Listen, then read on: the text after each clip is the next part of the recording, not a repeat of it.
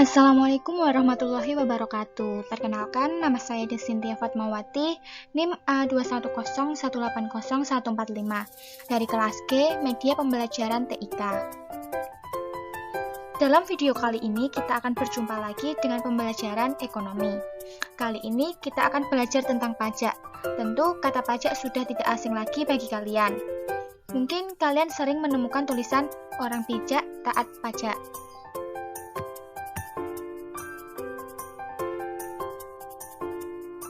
Sebelum mempelajari materi lebih jauh, tentu ada kompetensi dasar yang harus dicapai, yaitu pertama, memahami perpajakan dalam pembangunan ekonomi, dan yang kedua, menganalisis fungsi dan peran pajak dalam pembangunan ekonomi.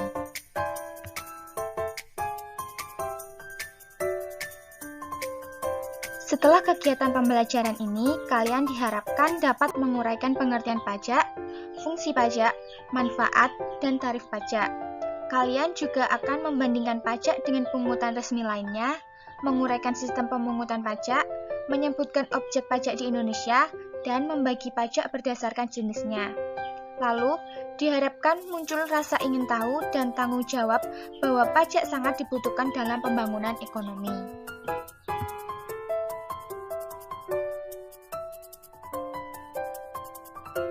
Konsep dasar pajak. Yang pertama yaitu pengertian pajak. Menurut Kamus Besar Bahasa Indonesia, pajak merupakan pungutan wajib. Pungutan yang biasanya berupa uang yang harus dibayar oleh penduduk sebagai sumbangan wajib kepada negara atau pemerintah. Pajak berkaitan dengan pendapatan, pemilikan, harga beli barang, dan lain-lain. Pajak merupakan bentuk peran serta masyarakat dalam rangka mendukung pembangunan ekonomi. Melalui pajak, masyarakat ikut membiayai pembangunan. Lalu ada fungsi pajak. Pajak sangat berperan dalam kehidupan suatu negara, karena menjadi salah satu sumber penerimaan negara. Pajak digunakan untuk membiayai pembangunan dan mengatur kegiatan ekonomi negara. Adapun beberapa fungsi pajak. Yang pertama, fungsi anggaran atau fungsi budgeter. Pajak merupakan sumber pemasukan keuangan negara yang menghimpun dana ke kas negara untuk membiayai pengeluaran negara atau pembangunan nasional. Jadi, pajak digunakan untuk membiayai pembangunan, memperluas lapangan pekerjaan, serta membangun infrastruktur serta gaji ASN. Yang kedua ada fungsi alokasi. Fungsi ini menekankan bahwa pajak harus digunakan untuk mendanai atau menyediakan barang atau jasa yang dibutuhkan masyarakat, misalnya untuk pembangunan sarana dan prasarana atau bahkan membangun sebuah infrastruktur. Yang ketiga ada fungsi distribusi atau pemerataan. Pajak mempunyai fungsi pemerataan, artinya dapat digunakan untuk menyeimbangkan dan menyesuaikan antara pembagian pendapatan dengan kesejahteraan masyarakat. Dengan kata lain, pajak berfungsi untuk pemerataan pendapatan masyarakat. Dan yang terakhir ada fungsi mengatur atau regulasi. Dalam fungsi ini, pajak digunakan sebagai pelindung produksi dalam negeri, misalnya pemerintah menetapkan biaya masuk terhadap barang ekspor, sehingga barang tersebut menjadi lebih mahal dibanding produk dalam negeri. Lalu, manfaat pajak. Pajak yang dikumpulkan dari masyarakat tentunya sangat bermanfaat bagi kesejahteraan masyarakat itu sendiri. Berikut beberapa manfaat pajak. 1. Membiayai pengeluaran negara yang bersifat memberikan keuntungan. Kedua, memberikan pengeluaran produktif. Ketiga, membiayai pengeluaran umum.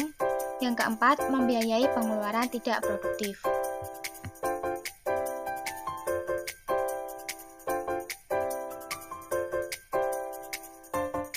Tarif pajak. Berdasarkan sifatnya, tarif pajak dibagi menjadi 4 kelompok, yaitu 1. Tarif pajak proporsional atau sebanding. Tarif pajak ini memakai persentase yang tetap untuk setiap dasar pengenaan pajak. Kedua, tarif pajak tetap atau konstan. Tarif pajak ini artinya tetap, tidak ada perubahan pada setiap dasar pengenaan pajak, alias besar atau jumlah yang dibayarkan itu selalu sama. Ketiga, tarif pajak degresif atau menurun. Tarif pajak ini menggunakan persentase yang menurun setiap dasar pengenaan pajaknya. Yang keempat ada tarif pajak progresif. Setiap yang sudah dijelaskan dengan contoh pengenaan tarif pajak kendaraan bahwa presentasi pajaknya meningkat untuk setiap dasar pengenaan objek pajak.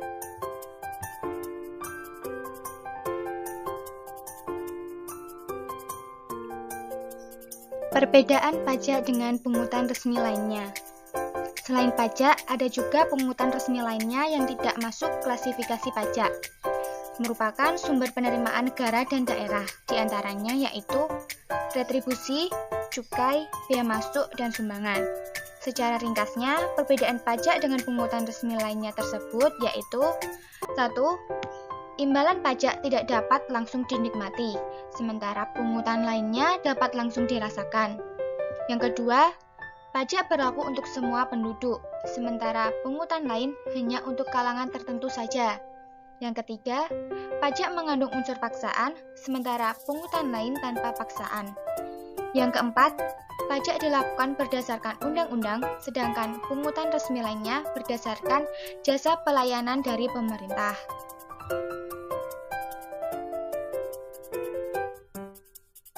Sistem pemungutan pajak di Indonesia. Setiap negara memiliki sistem atau cara dalam pemungutan pajak, yang dimana harus dibayar oleh wajib pajak. Pemungutan pajak secara umum mengenal 3 sistem. Yang pertama yaitu Official Assessment System, yaitu sistem yang memberikan kewenangan pemerintah atau petugas pemungut pajak untuk menghitung dalam menentukan jumlah pajak terutang yang harus dibayar oleh wajib pajak. Perhitungan pajak terutang ditetapkan dengan surat ketetapan pajak. Contohnya yaitu pajak bumi dan bangunan. Yang kedua ada Self-Assessment System, yaitu sistem yang memberikan kepercayaan dalam kewenangan pada wajib pajak untuk menghitung, menentukan besarnya pajak, melaporkan, dan membayarnya sendiri. Pada sistem ini, petugas pajak melakukan pengawasan dan bimbingan pada wajib pajak, selain penegak hukum. Contohnya yaitu pajak penghasilan atau PPh, pajak pertambahan nilai atau PPN, dan pajak penjualan atas barang mewah atau PPNBM. Yang ketiga ada withholding system, yaitu sistem pemungutan pajak yang memberikan wewenang pada pihak ketiga untuk memotong atau memungut dan menentukan besarnya pajak yang terutang oleh wajib pajak. Contohnya yaitu pemungutan pajak penghasilan karyawan atau PPh pasal 21. Jenis-jenis pajak. Pajak di Indonesia dapat digolongkan berdasarkan 1. Sifatnya. Pajak ini digolongkan menjadi 1. Pajak langsung, yaitu pajak yang harus dipikul sendiri oleh wajib pajak dan tidak dapat dilimpahkan kepada orang lain. Contoh pajak penghasilan atau PPh, pajak bumi bangunan atau PBB, serta pajak kendaraan bermotor. Yang kedua ada pajak tidak langsung, yaitu pajak yang harus dibayar pihak tertentu dan dalam dilimpahkan seluruhnya atau sebagian kepada pihak lain. Contoh pajak penjualan, pajak pertambahan nilai, dan biaya impor. Jenis pajak yang kedua ada berdasarkan sasarannya atau objeknya. Digolongkan menjadi 1.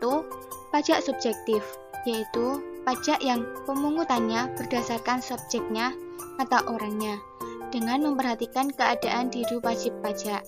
Contohnya yaitu pajak penghasilan dan pajak kekayaan.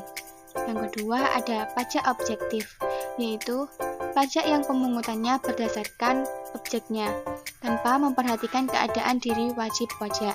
Contohnya yaitu pajak bumi dan bangunan, pajak pertambahan nilai, serta pajak penjualan barang mewah. Jenis pajak yang ketiga berdasarkan siapa yang memungut. Pajak ini digolongkan menjadi pajak pusat, yaitu pajak yang dipungut oleh pemerintah pusat melalui aparatnya, yaitu Dirjen Pajak, Kantor Inspeksi Pajak, serta Dirjen Bea Cukai. Contohnya yaitu pajak penghasilan, pajak penjualan barang mewah, dan pajak bumi bangunan. Yang kedua ada pajak daerah, yaitu pajak yang dipungut oleh pemerintah daerah, baik oleh pemerintah provinsi maupun pemerintah kota atau kabupaten. Contohnya yaitu pajak kendaraan bermotor, pajak hotel dan restoran, serta pajak reklame.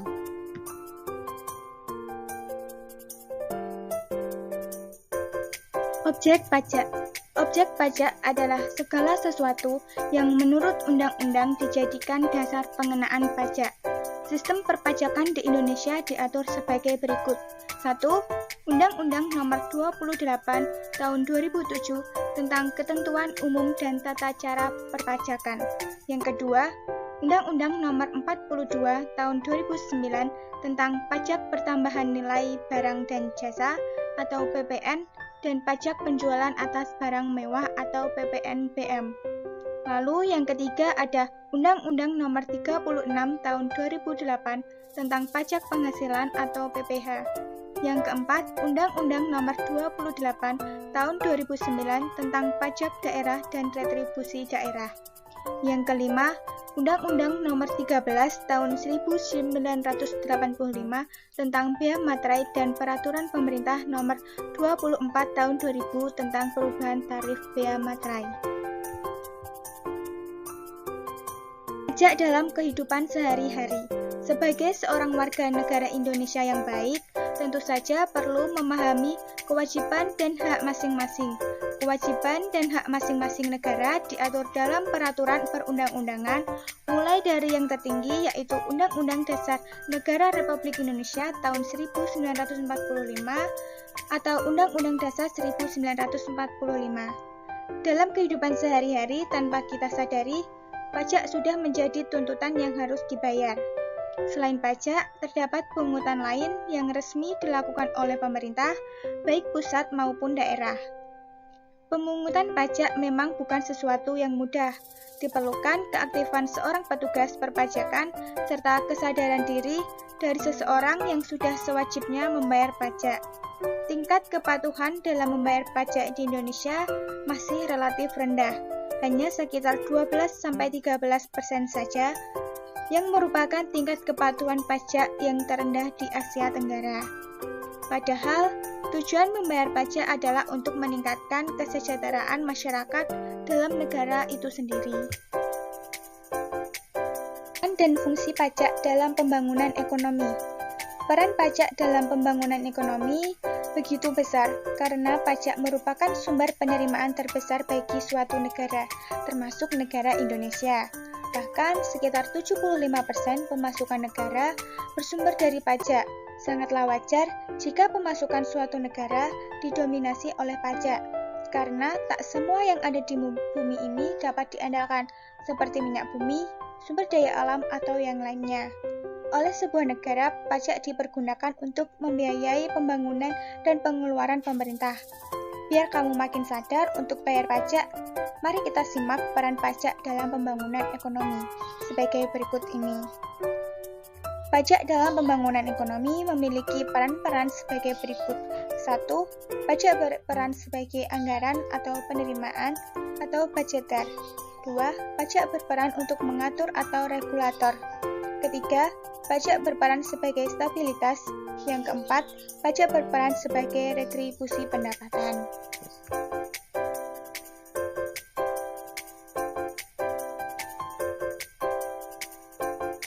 Jadi, kalau dilihat berdasarkan falsafah undang-undang perpajakan, ternyata membayar pajak bukan hanya suatu kewajiban saja loh.